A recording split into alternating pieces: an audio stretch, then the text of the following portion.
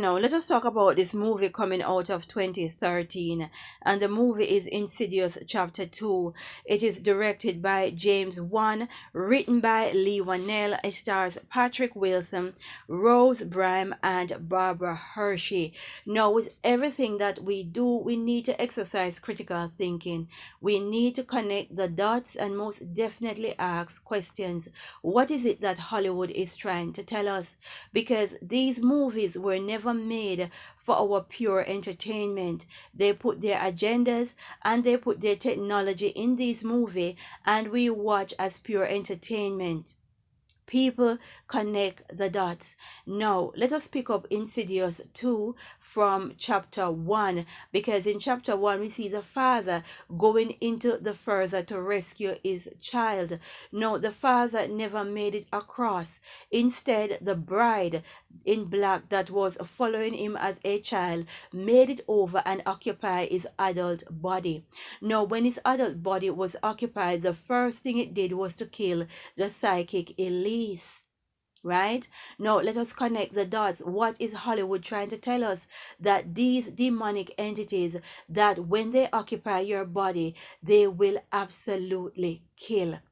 Right? Now, in chapter 2, right, when this entity is fully in Josh's body, the mother for the bride in black is also there, haunting the home, and want the bride in black to kill the entire family. Right? And you have to ask the questions. What are they trying to tell us? Because we have seen the news, the reports of individuals that kill their entire family. Right? What are they telling us? That somehow these killings have some demonic elements attached to it. Let us exercise critical thinking and connect the dots. No, we need to know who exactly is the bride in black and who is the mother to the bride in black. What is she all about? But before, let us get into some dialogue, because we had Josh as a child in the movie, and we had the psychic working alongside the family. Now let us hear what the psychic had to say to the mother. It wants to be him. Miss Lambert, I think your son has a unique ability, a gift. When he sleeps at night, he's able to go places, see things no living person is supposed to see. Only now, one of the dead have seen him too. Now, Lee Whannell is giving you some serious gems, because right here is letting you know that the dead not only hear when you call out to them, they can see you when you enter the spiritual realm.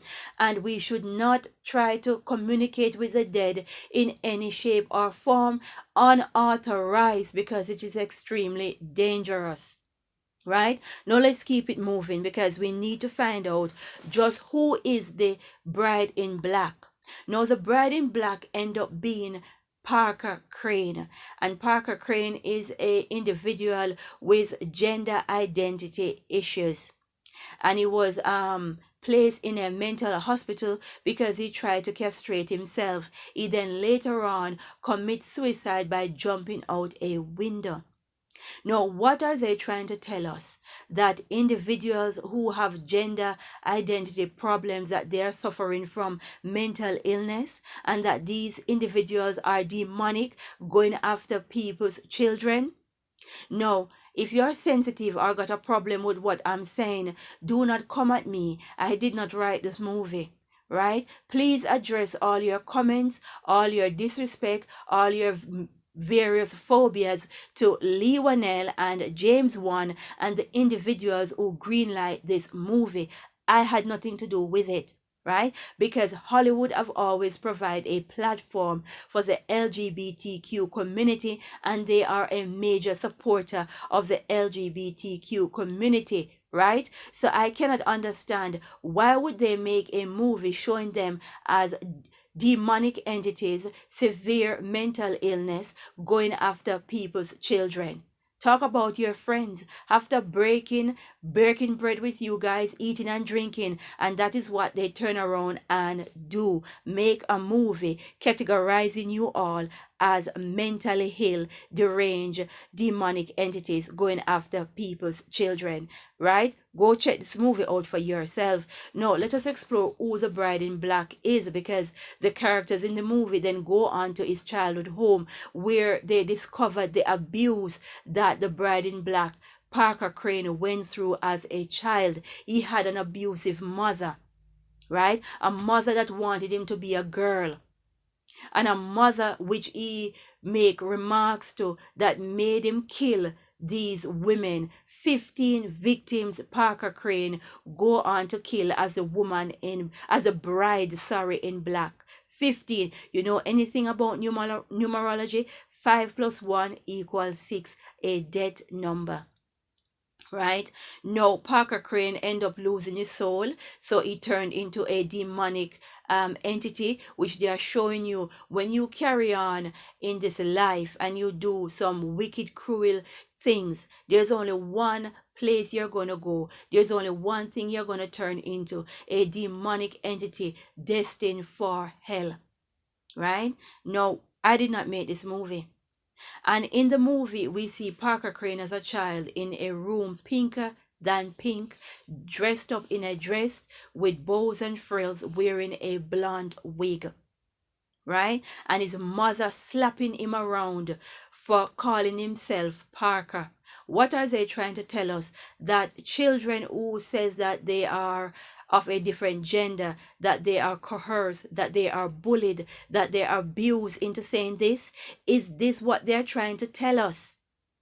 Right? Let us connect the dots and ask questions, because Parker Crane mother in the movie then go on to say that your name is Marilyn, not Parker.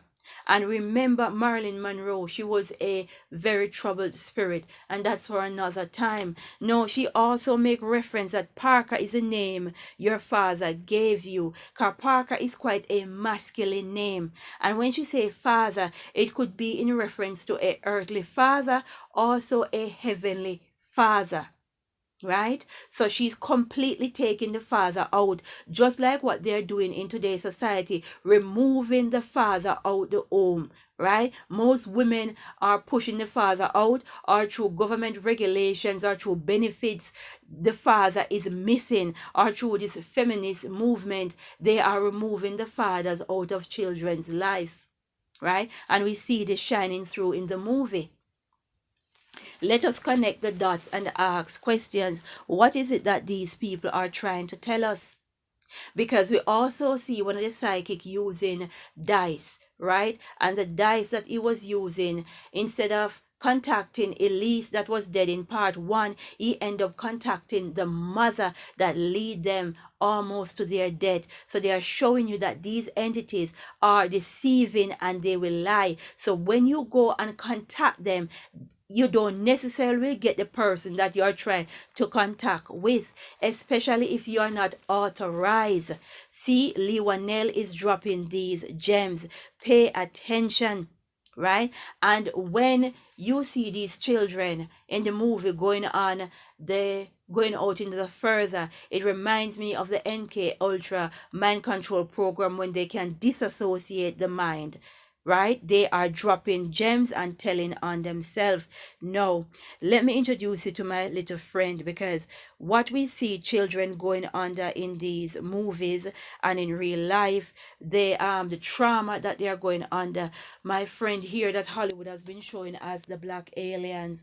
Some know him as the ancestors, others know him as Yahushua, or the lion from the tribe of Judah. Some simply know him as Jesus. He will be here to fight your battles, and it will be hell to pay for what you're all doing to children. Right? And in Insidious chapter 2, they are really showing you a side of Hollywood I never thought that they would eventually show and tell on themselves. Right? Because we did not make this movie. They are telling on themselves what they are doing to children. Right?